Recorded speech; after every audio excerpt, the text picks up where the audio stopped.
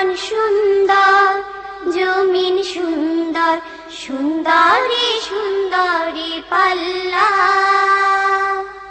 জানি না কত সুন্দর তুমি আল্লাহ। প্রিয় ভাবনারা, ফিরে আসলাম আবারও আমাদের প্রিয় অনুষ্ঠান জীবন জিজ্ঞাসা। আশা করছি আপনারা আমাদের সাথেই আছেন। আমরা যে প্রশ্নটি করেছিলাম যে একজনের 7 বছরের প্রশ্ন, এখানে অবশ্য প্রেক্ষাপটটা আরেকটু ডিটেলস উনি বলেছেন। সেটি হচ্ছে 21 বছরের বয়সে ওনার ভাই মারা গেছেন।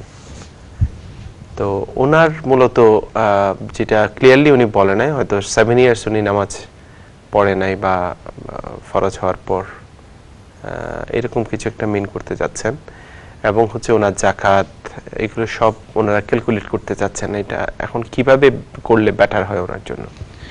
আমরা আগেই বলেছি সালার জন্য কোনো ফিদিয়া নেই। সালাত নামাজ যেটা এটা ফরজ, অসুস্থ অবস্থায় তাকে সালা আদায় করতে হবে। এমনকি দাঁড়াতে না পারলে বসে, বসে না পারলে শুয়ে, রুকু সেজদা করে আদায় করবে। যদি সেটা না পারে ইশারা করে আদায় করবে। ওযু করতে না পারলে তায়াম্মুম করে আদায় করবে। এটা হচ্ছে ইসলামের বিধান। এখন তারপরেও কেউ যদি অসুস্থতা অবস্থায় সালা আদায় করতে না পারে, সরাসরি হাদিস দ্বারা এটা প্রমাণিত হয়নি যে সালাতের বিনিময়ে ফিদিয়া দিতে হবে, যেমনটা রোজাতে ফিদিয়া দিতে হয়। ওয়ালাল্লাযীনা ইউতিকুনাহু ফিদিয়াতুন তুআম মিসকিন। এই জন্য রোজার ক্ষেত্রে এটা আয়াত আসছে, সালাতের ক্ষেত্রে নেই। তবে যেহেতু তিনি অনেক নামাজ মিস করেছেন, এটা হিসাব করা সম্ভব নয়। এই জন্য আপনারা তার পক্ষ থেকে বেশি করে সাদাকা করার চেষ্টা করবেন, দান করবেন আল্লাহর রাস্তায়। হয়তো এই দানগুলোর কারণে তিনি আল্লাহ তাআলা তাকে সেই সওয়াব দান করবেন। একইভাবে যাকাতের ক্ষেত্রে যাকাত অবশ্যই ক্যালকুলেশন করতে হবে, যেহেতু যাকাত এটা গরিবের হক, এটা অবশ্যই আদায় করতে হবে। আপনারা হিসাব করবেন যে তিনি কয় বছর যাকাত দিতে পারেননি, সেটাও যাকাত হিসাব করতে হবে। আর রোজা ফিদিয়া আদায় করতে হবে যে কয় বছর তিনি রোজা রাখতে পারেননি। ধন্যবাদ। আমরা চলে যাচ্ছি কলারের কাছে। আসসালামু আলাইকুম। ওয়ালাইকুম আসসালাম। ভাই, আমার একটা প্রশ্ন ছিল। জি বলেন। বোন, কারো রোজা রাখা যদি ইফতারির হাফ এন আওয়ার আগে যদি রোজা ভাঙা যায়, মানে মেয়েদের পিরিয়ড হয়ে যায়, তাহলে কি ওই রোজাটা পরে কাজা করতে হবে নাকি ওটা রোজা হিসেবে ধরা হবে? ইফতারের 1 ঘন্টা কিংবা আধা ঘন্টা আগে। বুঝছি। আর কোনো প্রশ্ন আছে আপনার? আর ভাই, মাহমুদুল হাসান ভাইয়ের আমার নাম্বারটা একটু প্রয়োজন ভাই, প্লিজ। ঠিক আছে, নাম্বারের বিষয়টা আমরা পরে। ভাই, আমার অনেক দরকার, আমার দিলে অনেক উপকার হবে। আপনার নাম্বারটা হয়তো কন্ট্রোল রুম রাখবে, ইনশাআল্লাহ আমরা দেখি পরবর্তীতে যোগাযোগ করার চেষ্টা করছি। জি, ধন্যবাদ আপনাকে প্রশ্নটি রাখার জন্য। মা বোনরা যখন রমাদানে রোজা রাখেন এবং ইফতার করার 1 ঘন্টা আগে যদি দেখেন যে তাদের পিরিয়ড শুরু হয়ে গেছে, তার রোজা ভেঙে গেছে, পিরিয়ড শুরু হওয়ার সাথে সাথে রোজাও ভেঙে যায়, তখন এই রোজাটা আর হবে না। কাজেই রোজাটা যেহেতু হয়নি, যখন পরবর্তীতে এটাকে কাজা করতে হবে ইনশাআল্লাহ। আল্লাহর কাছে আপনি যে কষ্টটা করেছেন অবশ্যই তার সব বিনিময় পাবেন আল্লাহর কাছে, কিন্তু পরবর্তীতে সেটা কাদা করতে হবে। যেহেতু এটা হাফ অ্যান আওয়ার হোক বা 1 ঘন্টা আগে হোক, যেমন কেউ যদি রমাদানের ইফতার করার আগে 5 মিনিট 10 মিনিট আগেও খেয়ে ফেলে, তখন তার রোজাটা আবার রাখতে হবে। তেমনিভাবে এই রোজাটাও তাকে আবারই রেখে দিতে হবে। জি, আমরা চলে যাচ্ছি পরবর্তী কলে। আসসালামু আলাইকুম। আসসালামু আলাইকুম। জি, ওয়ালাইকুম আসসালাম। জি, আপনার প্রশ্ন বলেন। যে আমার প্রশ্ন হইল যাকাত সম্বন্ধে। 1000 টাকা কত টাকা, মানে কত আয় যাকাত? ঠিক আছে, একটা কোয়েশ্চেন। আর আরেকটা হইল, আমরা যেন সোনার যাকাত দেই, এটা আমরা যেটা পিন দিই, যেমন সবসময় রেগুলার আমরা গলাত খানো থাকে, এটারও যাকাত দেওয়া লাগে নি না? খালি যেটা পিন দি না একটু কম পিন দি থাকে, ওটার যাকাত দিতাম। আচ্ছা, ঠিক আছে। দুইটা কোয়েশ্চেন। ওকে, আমরা চলে যাচ্ছি। ধন্যবাদ। যাকাত অত্যন্ত গুরুত্বপূর্ণ একটি ইবাদত। আমরা যাকাতের মাধ্যমে নিজেদেরকে পবিত্র করার চেষ্টা করব এবং যাকাতের মাধ্যমে আমাদের সম্পদকে পবিত্র করার চেষ্টা করব ইনশাআল্লাহ। তিনি প্রশ্ন করেছেন 1000 পাউন্ড যদি থাকে কত যাকাত হবে? প্রতি হাজারে 25 পাউন্ড যাকাত, খুব কম। 1000 পাউন্ডে 25 পাউন্ড যাকাত দিতে হয়। তিনি আরো জানতে চেয়েছেন, মহিলারা যেসব রেগুলার স্বর্ণগুলো পড়ে, যেমন নাকে কানে সামান্য কিছু সবসময় তাদের ব্যবহারে পড়ে থাকেন, সেটার উপর জাকাত ফরজ কিনা দিয়ে দিতে পারলে সেটাই ভালো, স্বর্ণের জাকাত দিয়ে দিতে পারলে ভালো। তবে ব্যবহার্য যেগুলো আছে, অনেক স্কলার মত হলো এটা হচ্ছে ব্যবহারের কাপড়ের মতোই, এগুলো ব্যবহার করে সবসময় প্রতিদিন পরা থাকে, সেটার উপর জাকাত নেই। জাকাত ফরজ হবে যেগুলো পৃথক জমা থাকে, মাঝে মাঝে হয়তো পড়ে কিন্তু সেগুলোকে জুয়েলারিজ তৈরি করে রাখছে, সেটার উপর জাকাত ফরজ হবে।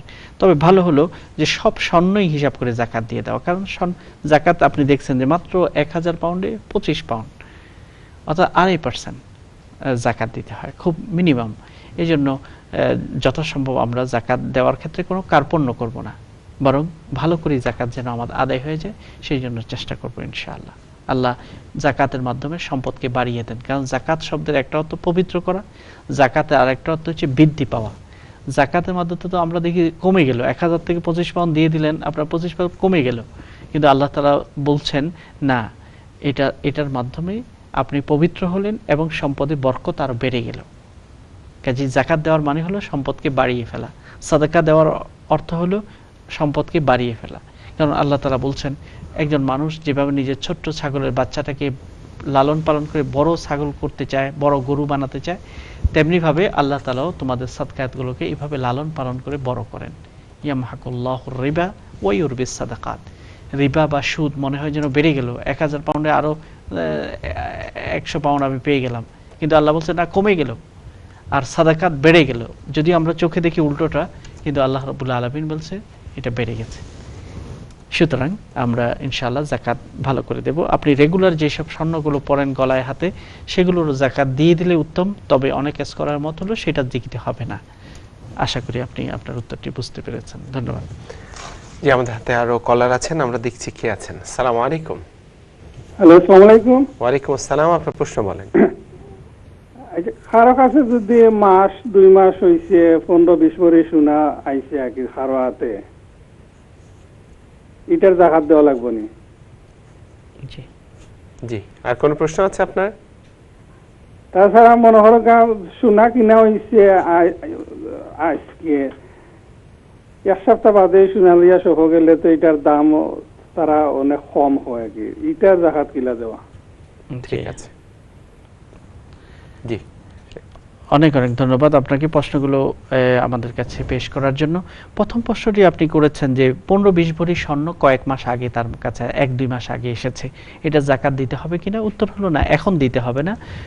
যেই মাসে আপনার কাছে এসেছে, আরবি মাসে ধরেন আপনার কাছে আসে শাবান মাসে, তো আগামী বছর শাবান মাস যখন এসে যাবে তখনই আপনাকে জাকাত দিতে হবে। 1 বছর হতে হয় জাকাত ফরজ হতে হলে, কাজেই 1 বছর অপেক্ষা করবেন। আর যদি আপনি বলেন না আমি রমজানে দিয়ে দেব অ্যাডভান্স, কারণ জাকাত আসবে আরো কয়েক মাস পরে, আমি এখন দিয়ে দিতে চাই, তাহলেও দিয়ে দিতে পারবেন। অ্যাডভান্স জাকাত দেওয়া যায়, তবে এখনো ফরজ হয়নি, জাকাত ফরজ হবে আরো কয়েক মাস পরে। তারপর আপনি জানতে চাইছেন স্বর্ণ কেনার সময় এক দামে কিনা হয়, কিন্তু বিক্রয় করতে গেলে আরেক দামে বিক্রি করতে হয়, কারণ কেনার সময় একটু দাম বেশি পড়ে, আর যখন বিক্রি করতে যাবেন কিছুটা প্রায় 20%-এর মতো তারা কমে কিনে আমাদের থেকে। তখন জাকাত কোন হিসেবে দিতে হবে? উত্তর হলো জাকাত দিতে হবে বিক্রির দামে। আপনি যদি এখন বিক্রি করতে চান, এই 15 ভরি স্বর্ণ বা 20 ভরি স্বর্ণ আপনি এখন বাজারে গেলে আপনার কত টাকা পাবেন, যত টাকা বিক্রয় করার দাম পাবেন ওইটার উপরেই আপনি জাকাত দেবেন। কিন্তু কেউ যদি একটু উদারভাবে জাকাত দিয়ে দেন, আমি ক্রয় মূল্যে যত দিয়ে কিনেছি কিনা দামেই আমি দেব, তাহলে একটু অতিরিক্ত হয়ে যাবে, উদারভাবে আপনি জাকাত দিলেন। তবে ফরজ হলো যেটা বিক্রয়ের দামে আপনাকে জাকাত দিতে হবে। আশা করি আপনি উত্তরটি বুঝতে পেরেছেন। ধন্যবাদ আপনাকে। জাযাকুমুল্লাহ। আমরা পরবর্তী কলে যাচ্ছি। আসসালামু আলাইকুম।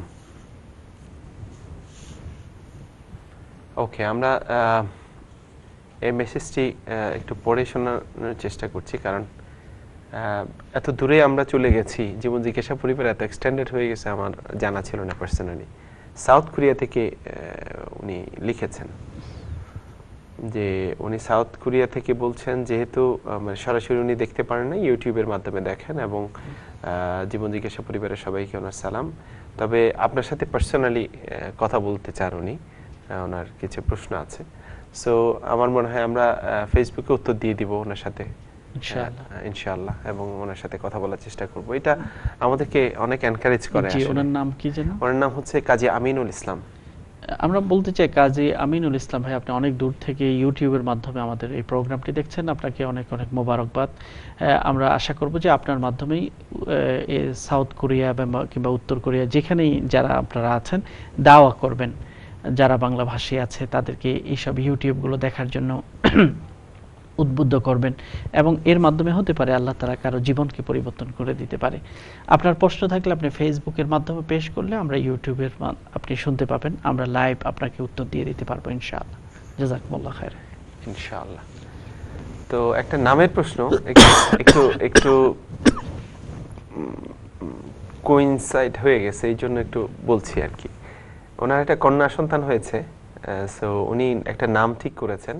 নামটা উনি পেয়েছেন প্রিয় নবীর স্ত্রী এবং মহিলা সাহাবীদের নামের তালিকায়, সেটা হচ্ছে সাউদা। সো এই নামটা রাখলে কেমন হয়? উত্তরটা কি আমি দিয়ে দেব?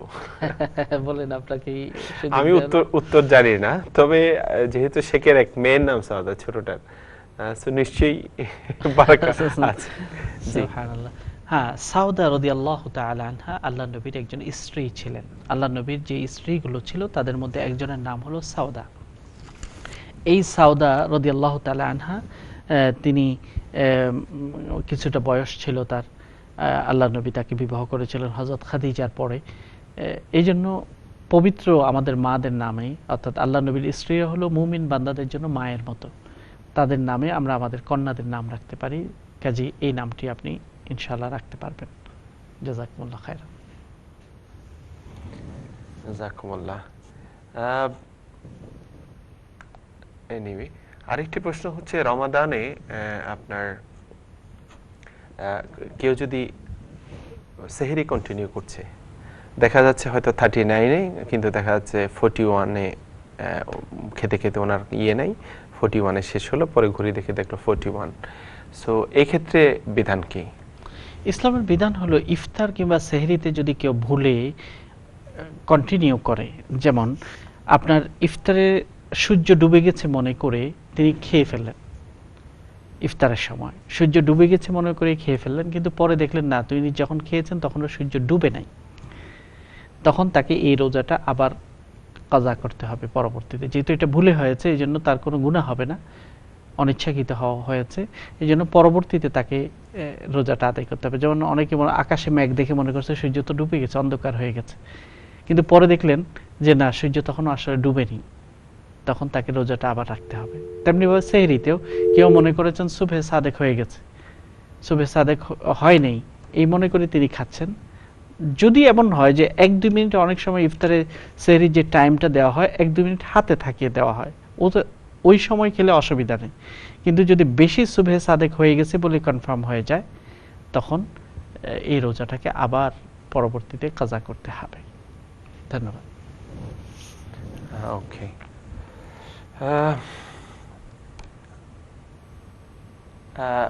আরেকটি প্রশ্ন হচ্ছে সমসাময়িক, এই যে বিশেষ করে ফাদার্স ডে মনে হয় আজকে বা কালকে এরকম কিছু, আমি অবশ্য এই বিষয়ে প্রশ্ন হচ্ছে এটা কি ইসলামের দৃষ্টিতে কতটুকু সেলিব্রেট করা?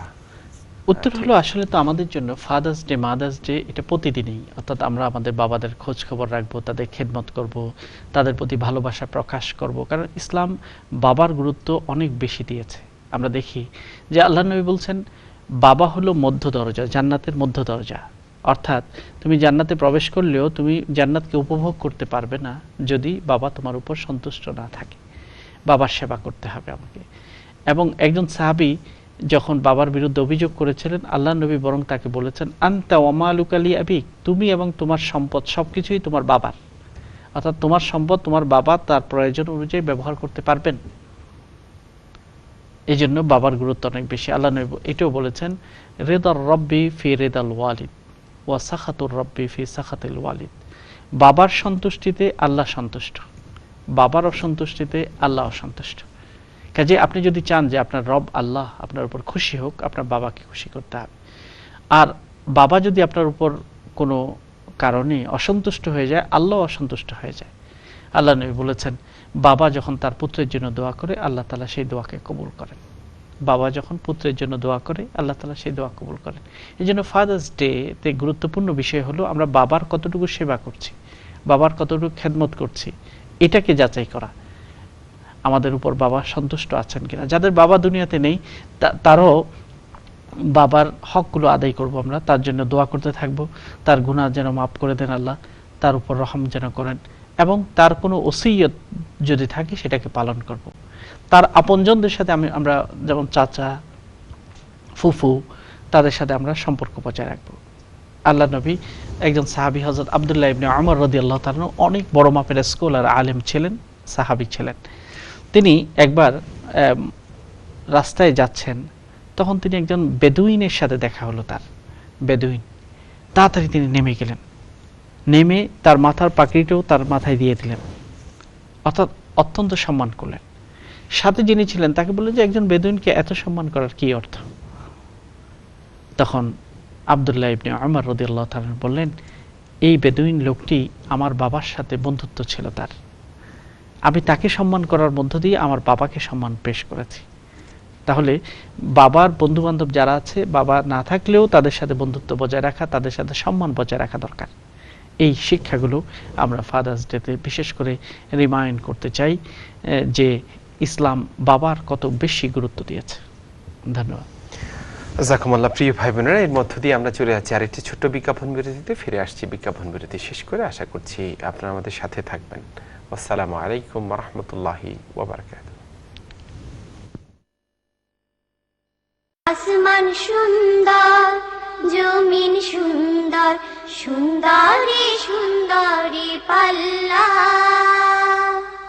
জানি না কত সুন্দর তুমি আল্লাহ।